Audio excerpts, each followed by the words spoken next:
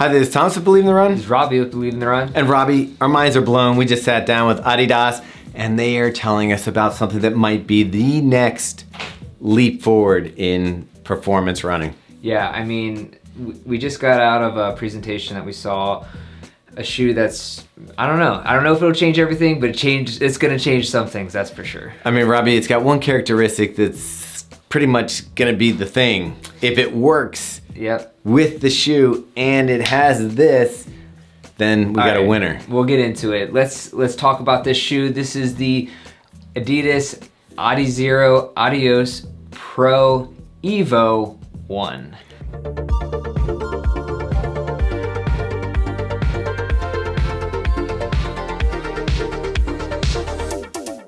Yeah, when you throw an EVO though, doesn't it sound like it's gonna be like, maybe this is gonna be a green shoe or something? I don't know, maybe, yeah. I don't know. Or evolutionary. They just said it's just a word, so yeah, it's just a word, and guess what? It doesn't really matter. First off, I wanna get into, I don't know how they kept this shoe a secret. I didn't see it on any leaked Reddit sites or on Threads or Protas of the Gram. I didn't see it on any of those places. The only thing I can think of is that they were putting the Pro 3 and 4 upper on this platform, and it just kind of blends in if it was cut the same. And my other theory is that they were using the Primex 2 Strung as a red herring to distract everyone. We're all looking over here. Exactly. When we should have been looking over here. Well played, Adidas. Yeah, I mean, it's pretty exciting. Robbie, you're talking about some of these characteristics of this shoe that were hidden, and they're calling it EVO, and they talked about kind of making it to the next level of what these shoes are. Is this a replacement for the Pro? I mean, in a way, yes, but the price tag is, which we've already included in the title because I know I'm going to do that, is the price tag blows it out of the water. By the way, this is going to be a limited edition shoe. We'll give the details in a second. Let's talk about starting with the upper, kind of what went into this shoe. All right, but so before we go, you're saying that, and I think this is correct, we're still going to be getting a Adios Pro 4. As far as I can tell. Yeah, that's not going away. Right. This is not replacing that. This is an entirely new shoe, everything. The upper in this shoe is an incredibly lightweight, just mesh upper. It's pretty much translucent all around, super breathable. They trimmed down every part that they could on it. That's what I was gonna say, that one thing that we're gonna hear about this shoe as you go through it, is it sounds like they're trying to save weight everywhere they can. Yeah, so the new upper in the prototypes they were testing in the final version, it saves 50 grams off of the Adios Pro 3 upper, which is kind of what they started with. That was the base of it, and then they kind of modified it from there. So just think about that. Like, so you have the Pro 3, I think it came in around 8 ounces. So if you take 50 grams off that, what does that translate into it? Like, once again, the metric system has stumped you, Robbie. I guess we could look that up and put it in here, but nah. Yeah. But then, so you got weight savings there. Now, I will say the one thing that they kept from the Adios Pro 3, because the athletes were saying this is the one thing that we still need, is structure in the heel. So the heel structure is, I believe, virtually identical. It looks really familiar. Because you still want that lockdown, at least in the heel, because there's not going to be much structure in the rest of the shoe. You're getting that lightweight, breathable mesh upper. We're dropping down to the midsole, which is kind of the story of this shoe in a way. It's a Light Strike Pro midsole, but it's non-compression molded. So it's a new version of the foam. So you're gonna get that bounce, that lightweight weight out of it, and it still retains the same stack height pretty much. It's a 39 millimeters in the heel, 33 millimeters in the forefoot.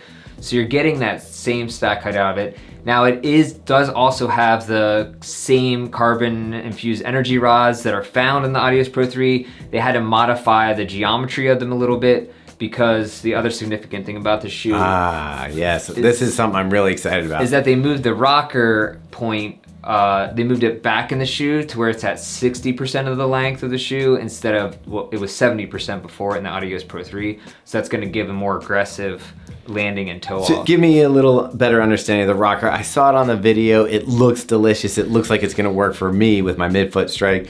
How's it work? Yeah, so the rocker on the Adios Pro 3 was a little bit more, the inflection point or the pivot point of the rocker was at 70% of the shoe towards the front. Dude, like a mad scientist. They've now moved it back to 60% of the length of the shoe. So that's gonna give a more aggressive like pivot point on landing. The action is happening further back, so it's actually gonna feel a little more extreme off toe off, right? Right, exactly. So yeah, you're gonna have more of an angular toe off there. So, and the athletes really responded well to that. They felt that it performed a lot better on uphills and downhills than the Adios Pro 3.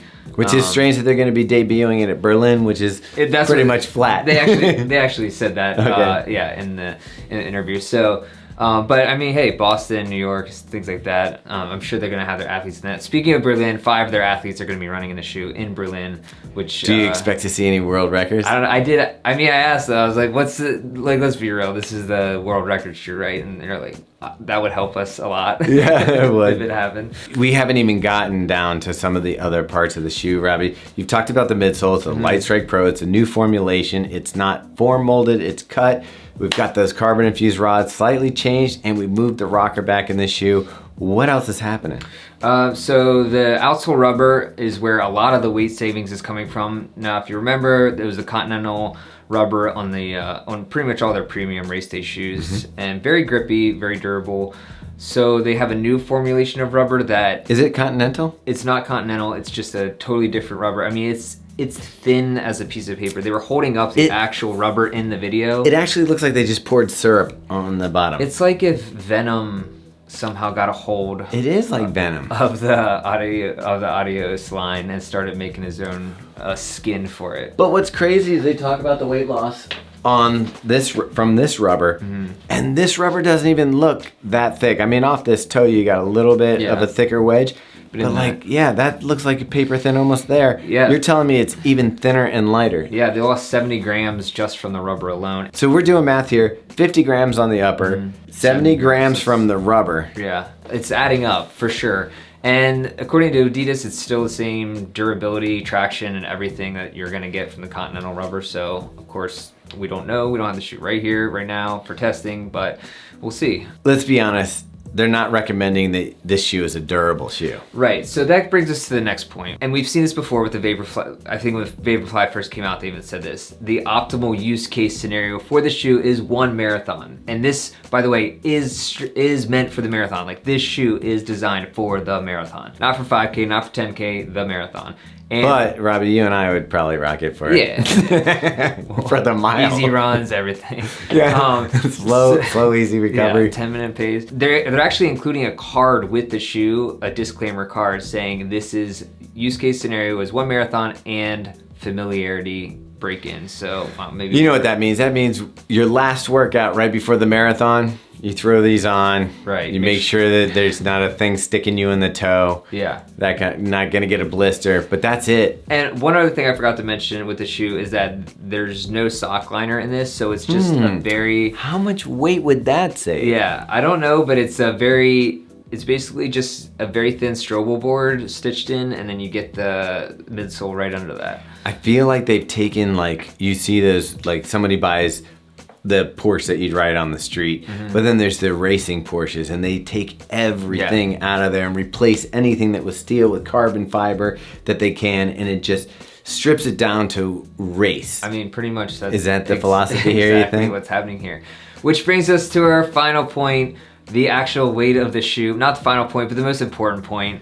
The actual weight of the shoe, when they said this during the presentation, I thought maybe they misspoke, because even they said it in grams, and even I knew that is a ridiculous weight. We weigh enough shoes and know the grams.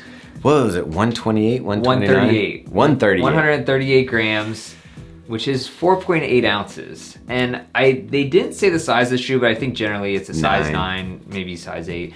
Either way, it's a ridiculous under weight. 5 ounces is ridiculous. Anyway, how much was the Mayfly? So I looked it up. The Mayfly was actually 4.8 ounces. Look at this! Yeah, so we're talking about a shoe, and the Nike Mayfly is kind of the standard for the lightest shoe ever. But the problem with that one, you weren't getting the cushioning that you're getting on this. You're getting a full stack of cushioning. And they actually said that when they brought this to the athletes in Kenya who were testing the shoe, they didn't believe them. They just didn't believe that they could actually run in it because of how light it was. We're talking 40% less weight than the Adios Pro 3, which is a fairly lightweight shoe. It's not the lightest, but it was in the middle range of race day I mean, shoes. you're talking, if you're looking at my size 10.5 for Vaporfly is around 7.5 ounces. What I'm thinking is, okay, compression is gonna smash air bubbles, okay? So we're not compressing it. So we're leaving as much of the cellular makeup of the shoe airy and open. And I'm thinking, okay, you need to get 26.2 miles, or let's just call it 30 miles, because you're gonna try on the shoe, you're gonna make sure that it works for you don't have any hot spots, save the best for race day. I'm gonna guess that the compression rate of this foam is gonna be pretty high. So with that lightness that you're getting, that bounce that you're getting, it's gonna be there, but it's not something that you're gonna be counting on. Yeah, so yeah, it might not be your shoe for the year, like for wearing all year. Like all 3 of your marathons or 2. Exactly. We've kind of been wondering what the next leap in running shoes is. It's gonna be, weight savings is always a thing that seems unattainable. not sure.